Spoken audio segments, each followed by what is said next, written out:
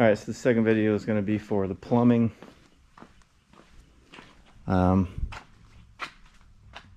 Sorry, that's easy, just glue it in. Two of them actually, the concrete like compressed the 3-inch pipe, so it was very difficult to get in. So I don't know if this is accurate or not, but I took the flange and I just sanded it down to where it was smaller diameter, so it would slide in there, and then I glued it. So whatever, it passed. It looks like it works. I mean, it's not, you're not getting that out of there. Here is, so these are wet vented up through. The inspector was saying put it through the attic, but with the last house we had a roof leak with the going through the roof, so I just ran it outside. So I've got, a lot of times you can stay with 2-inch. It's what I did. A lot of people will go for, from out of this sanitary tee right here, they'll go 2, 2, 1.5, and then you can run 1.5 up. That's code. You're good with 1.5. And I ran it out. So this is wet vented. Same thing over here in the master. Oh, excuse me, primary. That's also wet vented out the side over there. Same thing with this sanitary tee here. You could have gone 2-inch, 2-inch, 1.5, but I really don't know why I didn't do that. But in situations like this, I didn't have to put that on there. I could have just brought it up and connected it in to this bathroom set. But we're gonna have cabinets on this wall, and there's electric there, and there's supply, and there's AC ducting, and this whole thing. So I just put a turbo vent on it, which will allow it to vent, so it doesn't gargle when it's draining. It's not the best situation, but it'll work. There's sometimes you need to use them, like for instance this, where you can't wet vent. This is the island. This will be the island. This is all coming down because the cabinets are going there, but this is just for inspection and yeah, to pass inspection, I guess. But yeah, you can't, this is all open right here, kitchen, living room, so you just have a pipe going straight up through the ceiling. It'd be weird. So there's no other situation where you have turbo vent. And then over here, I could have just came up and connected into that pipe over there and wet vented it, but I had an extra turbo vent and it'll work. This is the washer. If you do turbo vent this, make sure it's above where it drains by a good bit, because you don't want it to back up past that and then have a big flood. So I ran it up. I had a piece of extra pipe, so just whatever that length was, I put the turbo vent up there, so it'll wet vent out that guy. Same thing on the other side.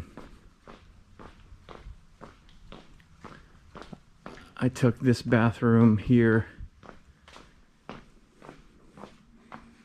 and I wet vented that out the side, and this bathroom here wet vented that out the side. Here I'd put another turbo vent. I could have went out, but there was just a lot of stuff going on there, and yeah, I just didn't want to, so I just put a turbo vent on there. It's above the drain line, the water line, excuse me, so we shouldn't have any issues there.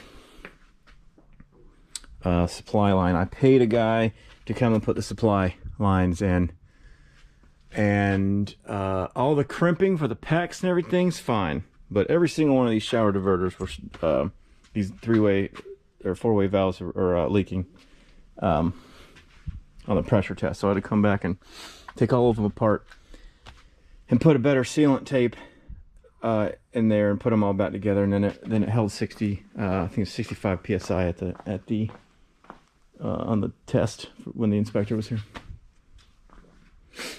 Let's see. That's about it. I guess you want to make sure all of your holes are in the center of the studs. If they're not centered, then they make you put those nail stop plates up. That is so that your nails for your drywall are 1.25 inches. So you don't want to hit. Now this is just venting. If it hits that, it's not gonna be the end of the world. But if you hit this, you know, at 100 PSI, you'd have a water problem quick. Or if you hit, or like this bad boy here with the SER, the service line for the house comes in, you do not want that to be in contact with any metal. That was the other thing I forgot to go over with the electric. It's, had to put these big nail stop plates so that they don't hit it with the drywall. And even though those guys that are doing the drywall, they did the framing, they're pretty good, and I didn't see a lot of mistakes that they made. You know, sometimes people get in a hurry, especially when it's not their house. They don't really have anything invested in it.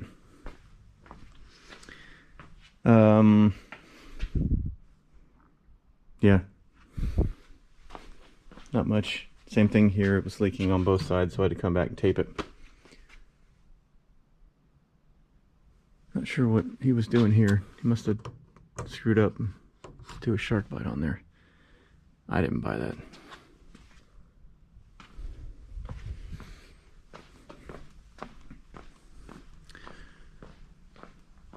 Let me think. You got your manifolds here. I guess it.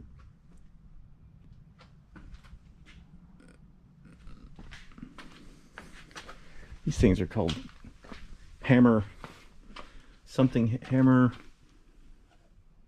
valve to stop noise in the lines.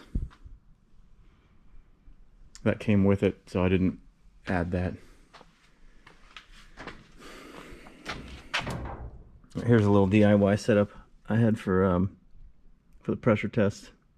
I bought all this 1, 2, 3, 4, 5, 6, all those pieces just to and I built this. I'm sure that there is something like this that you can buy, but I couldn't find it, so that was my Home Depot Frankenstein special.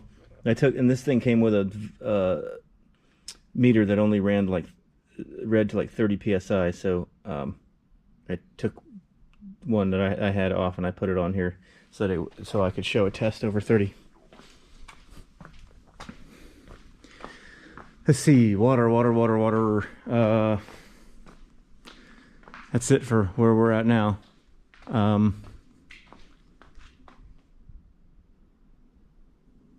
Oh God, you know what? I forgot. I gotta